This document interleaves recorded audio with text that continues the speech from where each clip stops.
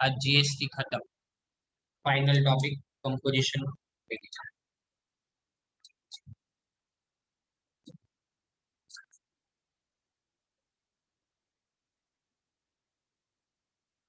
इसमें ने सारे रूल्स बदल चुके हैं, तो इसलिए मुझे लिखना पड़ेगा यहाँ पे। देखो, अब कंपोजिशन लेवी का मतलब क्या होता है। नॉर्मली हमने अभी तक ये देखा कि टैक्स पे करना पड़ता है, जीएसटी पे करना पड़ता है, लेकिन इन्हें एक सिंप्लीफाइड स्ट्रक्चर बनाया है गवर्नमेंट ऑफ इंडिया ने। तो गवर्नमेंट ऑफ इंडिया ने सिंपल और इजी बिजनेस यानी छोटे बिजनेस के लिए ये स्ट्रक्चर बनाया है।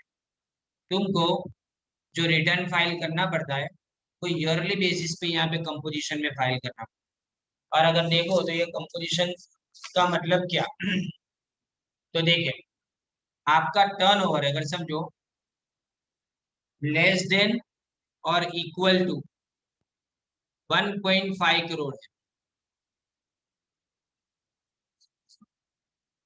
लेस देन और इक्वल टू 1.5 करोड़, और पूरे इंडिया में।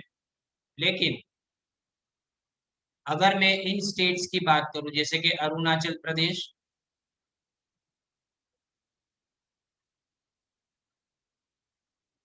स्टेट के नाम याद रखने, अरुणाचल प्रदेश, फिर मणिपुर,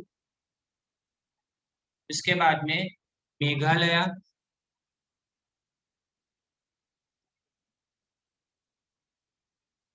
इसके बाद में मिजोरम,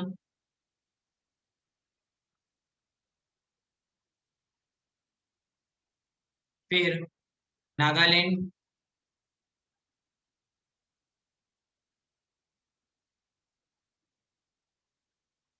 इसके बाद में है सिक्किम,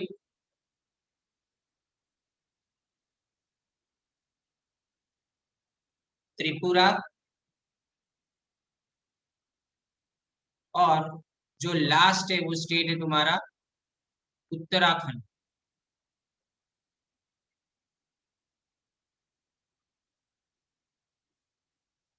अगर इन 8 स्टेट में से किसी भी स्टेट में अगर आप बिजनेस करते हो तो टर्नओवर 1.5 करोड़ नहीं, 75 लाख या तो लेस देन 75 लाख होना चाहिए।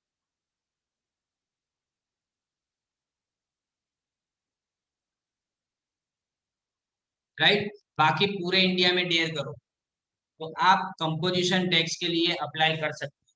यानी कंपोजिशन टैक्स का मतलब कि आपको हर महीने रिटर्न फाइल नहीं करना पड़ेगा जीएसटी के लिए।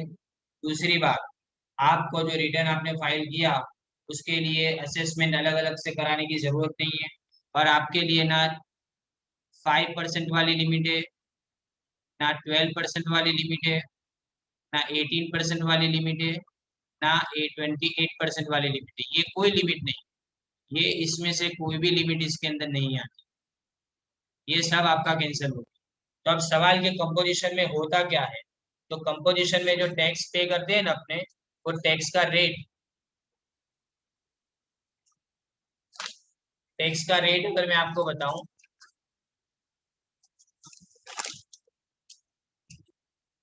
तो देखिए 1%, 5% और 1%, लेकिन बाद में ये चेंज हुआ है,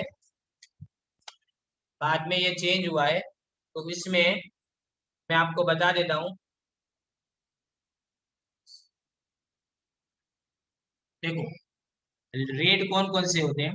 आपको 1% देना है, फिर उसके बाद में 1% के बाद में 6% है, और दूसरा है तुम्हारा 5%। टोटल तीन अलग अलग यानी 1%, 5% एंड 6%।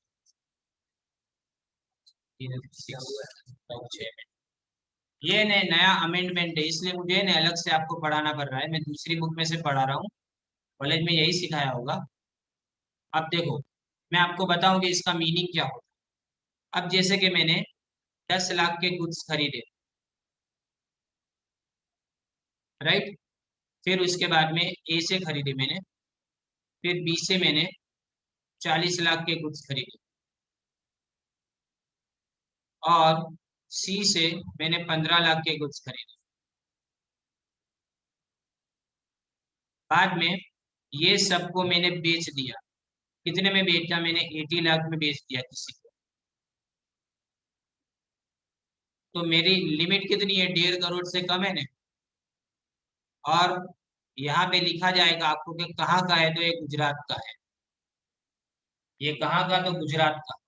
राइट, तो गुजरात का है, तो 1.5 करोड़ से कम की लिमिट है। तो मैं क्या करूंगा, ये तीन में से कोई भी एक टैक्स जिसके ऊपर एप्लीकेबल होता है उसके ऊपर, जैसे कि अगर 1% है, तो कौन सी चीजों के लिए 1% होता है?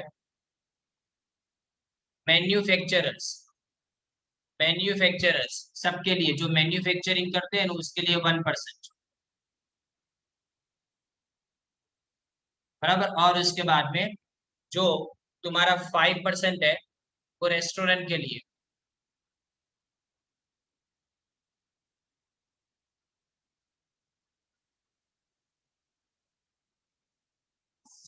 रेस्टोरेंट और आउटडोर कैटरिंग सर्विस के लिए है।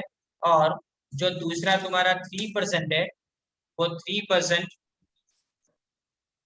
आइसक्रीम, यानी 6% जो है, वो 6% किसके लिए है? आइसक्रीम, टोबैको, पान मसाला।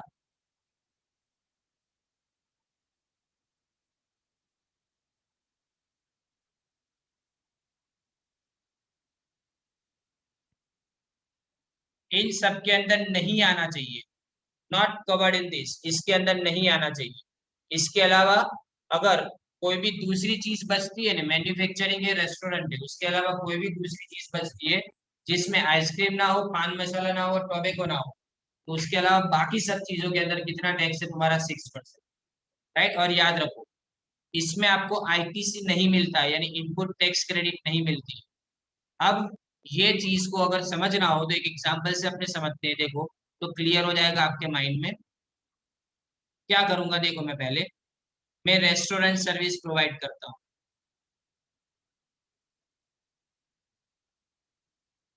राइट, और मैंने बहुत सारे मटेरियल को खरीदा, और मटेरियल मैंने 40 लाख का खरीदा पूरे साल के अंदर। जिस मटेरियल के ऊपर मुझे जीएसटी सामने वाले ने चार्ज किया था 12%, 12% उसने जीएसटी चार्ज किया था। अब मैंने क्या किया, इसी रेस्टोरेंट के अंदर से मैंने 75 लाख रुपीज के अंदर पूरे साल का सेल किया। Sale of food with service. Restaurant है ना, इसलिए सर्विस तो साथ में जो गई। तो अपने यहाँ पे सीधा क्या मिल जाएगा आपको? सीधा आपको 5% टैक्स भर देने का। 75 लाख के ऊपर 5% कितना आएगा? 3,75,000। 37,500, देखो।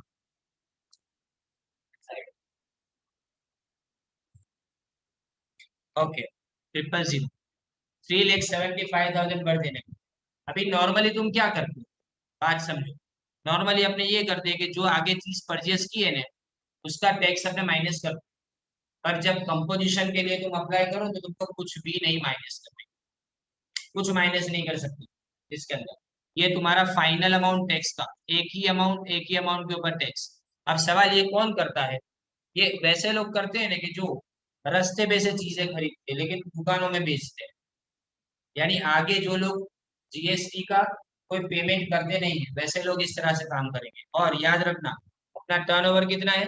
1.5 करोड़ का टर्नओवर, 1.5 करोड़ का टर्नओवर, बाकी सारे स्टेट में। और अगर अपने 8 स्टेट की बात करें, कौन कौन से? जो 7 सिस्टर्स बोला जाता है, अरुणाचल प्रदेश, मेघालय, मणिपुर, त्रिपुरा, नागालैंड और सिक्किम। राइट, और इसके अलावा उत्तराखंड, एक उत्तराखंड अपना एक्स्ट्रा। बराबर है, तो ये सब, इन सबको, मिजोरम भी है। और इन सबको अगर देखें तो इसमें 75 लाख का खाली टर्नओवर आपका होना चाहिए। लेकिन अगर आपका टर्नओवर बढ़ जाता है, समझो कि आपका टर्नओवर 2 करोड़ का है, तो फिर आप कंपोजिशन के अंदर से बाहर निकल गए, यानी मतलब उसी साल से आपको क्या करना पड़ेगा, कंपोजिशन के बिना नॉर्मल जीएसटी के अंदर आपको रजिस्ट्रेशन करवा के उसको पे करना पड़ेगा। अब सवाल कि इसका रजिस्ट्रेशन प्रोसेस वगैरह क्या है, वो अपने सिलेबस में इतना डिटेल में नहीं। तो अब कंपोजिशन टैक्स जो है वो कैसे भरा जाता है उसका एक सम मैं आपके सामने रख रहा हूँ, देखिए।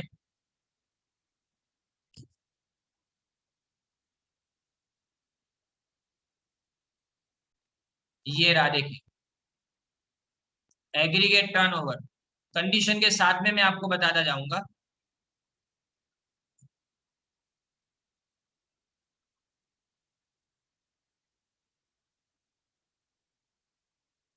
देखिए, aggregate turnover during the financial year 2016-17, भले 16-17 लिखा है, आपने समझ लीजिएगा जीएसटी के बाद का देखिए, 80,70,000। Now mister Brijesh Pandya of Gujarat, Ritesh Pandya of Gujarat wants to take registration under composition scheme of GST in the next immediate financial year 2017-18. Whether is it possible to do so? अब पहले तो तुम्हारा ध्यान किसके ऊपर ज्यादा है, टोटल टर्नओवर के ऊपर। टर्नओवर कितना है, 80,70,500 है, 80,70,500। तो फिर इसका मतलब कि 1.5 करोड़ से कम टर्नओवर है, तो मतलब वो रजिस्ट्रेशन करवा सकता है, पहली लिमिट तो इसकी यहाँ पे उसने फुलफिल कर दी, राइट। अब आगे देखो, आगे क्या लिखा है कि further the details regarding transactions undertaken by him are as under. तो गुड्स वर्थ रुपीज 10 लाख जो परचेज किए from Haris associated Surat, Harish associated के पास से उसने, हरीश हरीश एसोसिएटेड के पास से उसने परचेज किए 10 लाख के गुड्स। फिर 5,60,000 के गुड्स उसने परचेज किए पवन ट्रेडर्स के पास से सूरत। फिर बाद में 10-15 लाख के गुड्स उसने परचेज किए एचएसएन एंटरप्राइज वडोदरा से। फिर बाद में 20 लाख के गुड्स उसने परचेज किए केके ट्रेडर्स ऑफ पुणे। फिर उसके बाद में लिखा है,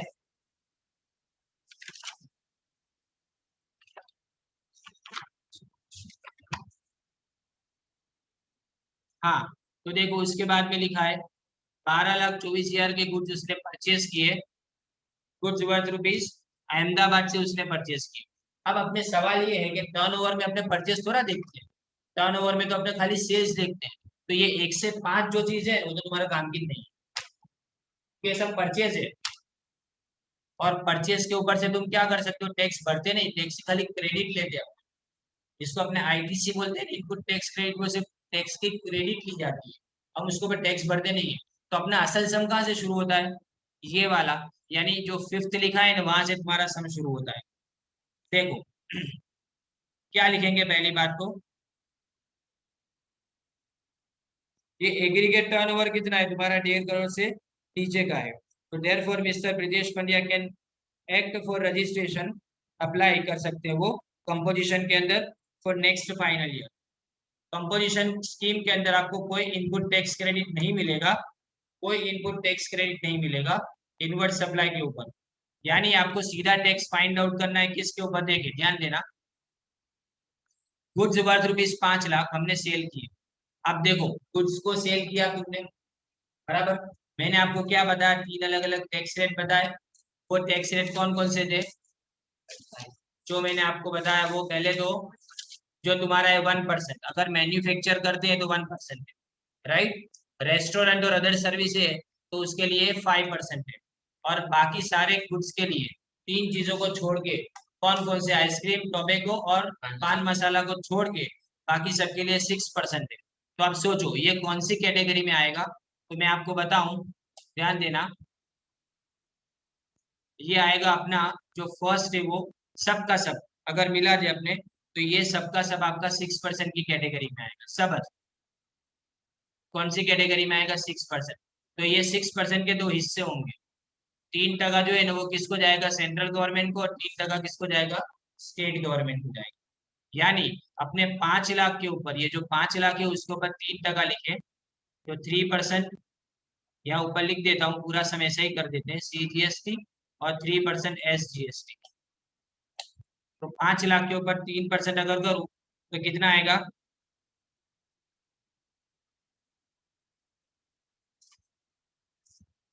15,000। दोनों, राइट। अब ये जो 25 लाख है वो किसको बेचा गया? पवन एंटरप्राइज ऑफ वलसाड 25/8/2017 को बेचा गया। तो इसके ऊपर भी अपने 3% करें तो 7.5 लाख आएंगे।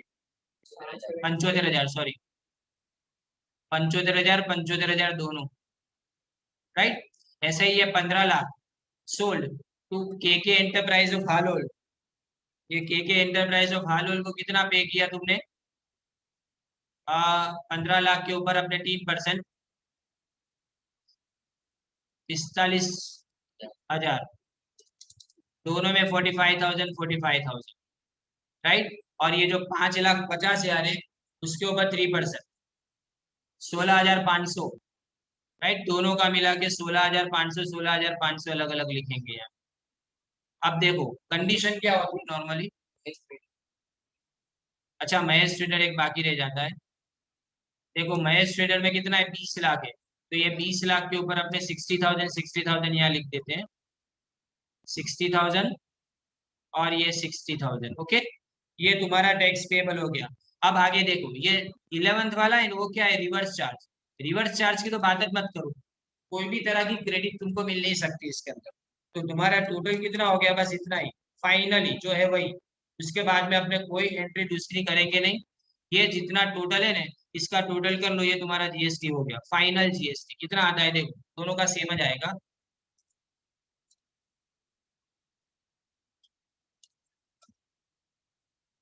2,11,500 ये सेंट्रल गवर्नमेंट को जाएगा और ये स्टेट गवर्नमेंट को जाएगा। वापिस पूरा सम रिपीट करता हूँ, ध्यान से देखिए।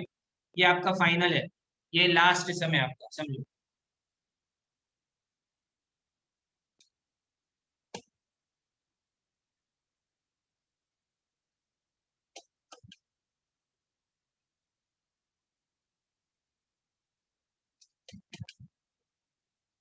ओके, देखिए ध्यान दे। अब मैं आपको पहले से बता रहा हूँ, पहले अपने क्या देखेंगे? पहले टर्नओवर देखेंगे। तो अपना टर्नओवर कितना है? 80,50,000 का टर्नओवर है, क्वेश्चन में लिखा है, राइट।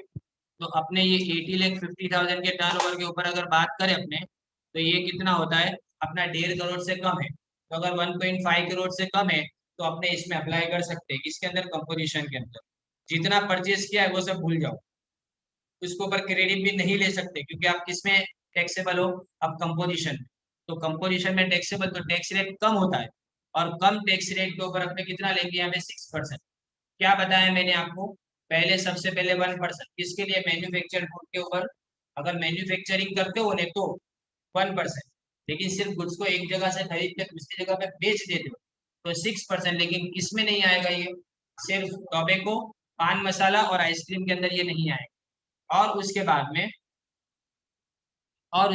फाइनली अपने रेस्टोरेंट और कैटरिंग सर्विस की बात करें तो उसमें कितना है तुम्हारा?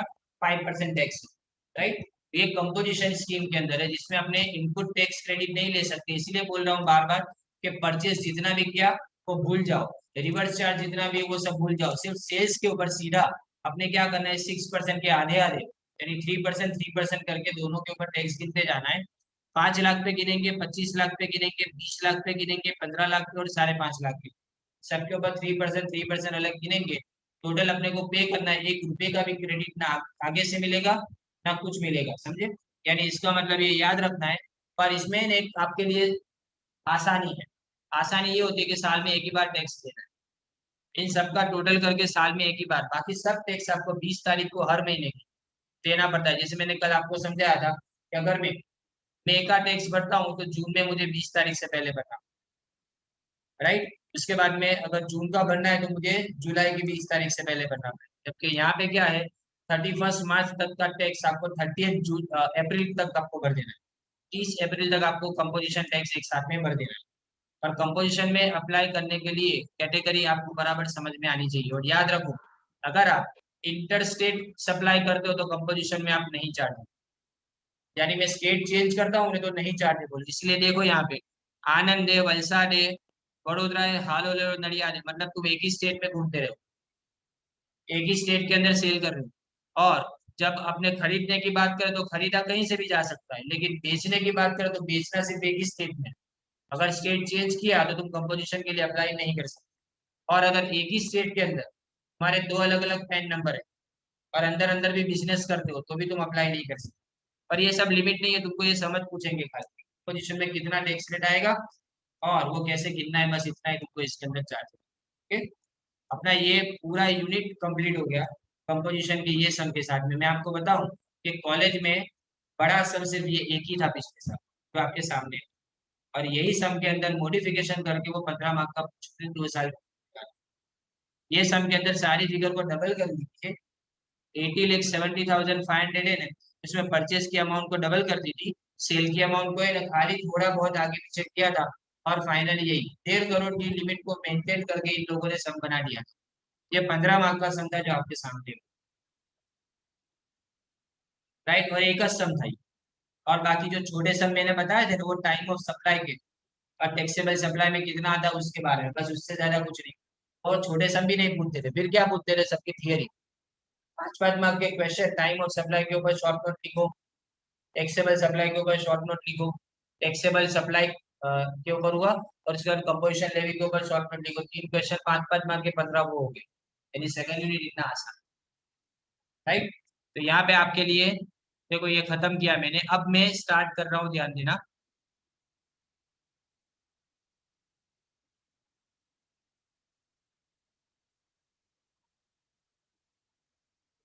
वो क्वेश्चन क्या है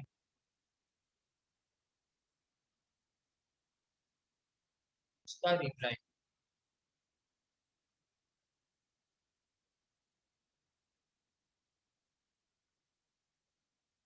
ऑलरेडी मैंने ना ग्रुप के ऊपर भेजा था कि 8:15 का टाइम है, लिंक सेम रहेगी अभी, लिंक में चेंज नहीं करूंगा। मैंने बोला था आपको कि तुम्हारे सिवाय दूसरे किसी का क्लास नहीं है तो लिंक क्यों चेंज करूँ ऑनलाइन में। अब मैं ये क्लोज कर रहा हूँ और उसके बाद में मैं स्टार्ट कर रहा हूँ अभी final accounts. Okay, final accounts की कुछ थियरी अपने करनी है, करेंगे।